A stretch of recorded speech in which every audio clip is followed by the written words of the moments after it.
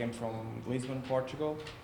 I study at School of Communications and Media Studies, and I'm presenting my dissertation on reputation management. A study that I've conducted for my master's in strategic management of public relations.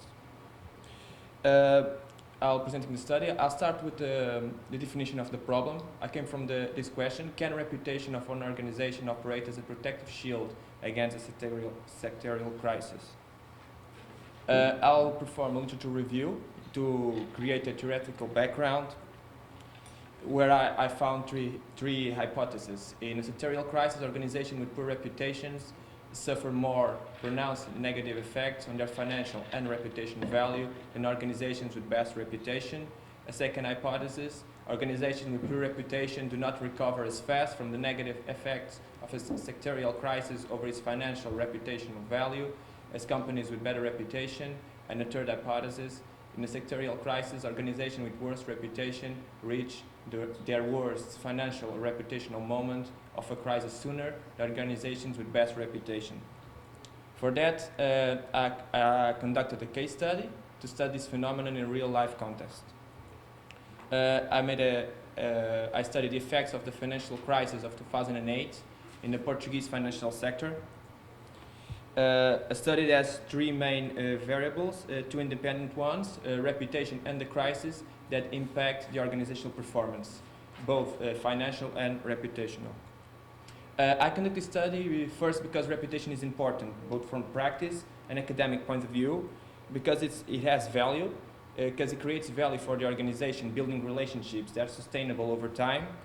And third, because the risks of a crisis are bigger than ever nowadays. We live in a more entropic world. Everything is changing really fast. Starting with my literature review, I came from this definition of Formerman van Riel, that corporate reputation is a collective representation of a firm's past actions and results, and describes the firm's ability to deliver value and outcomes to multiple stakeholders. We see reputation as a group of images in the minds of the stakeholders. And it creates from the communicate of organizational identity. When we communicate our identity, we create images, impressions in the minds of stakeholders, and they judge to this image, and that judgment is their reputation. Over time, that judgment creates an economical access that is called the reputation capital. We see the reputational capital in public firms on the stock market, as we can see the excess between the difference between the stock market value and the book value. That excess is the judgment made by the market, or the judgment of the company performance over time. So we can see that as a reputational, an indicator of reputation over time. It becomes the value of reputation because it translates the capacity to create preference in work, invest, buy, and collaborate with the organization.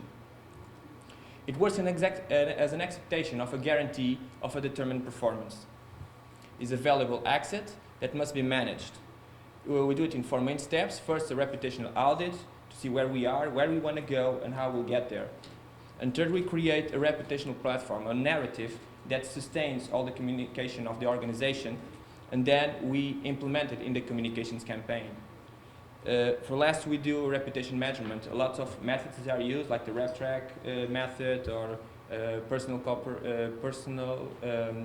corporate personal identity, and other methods. What about the stakeholders? What is the effect of reputation on stakeholders?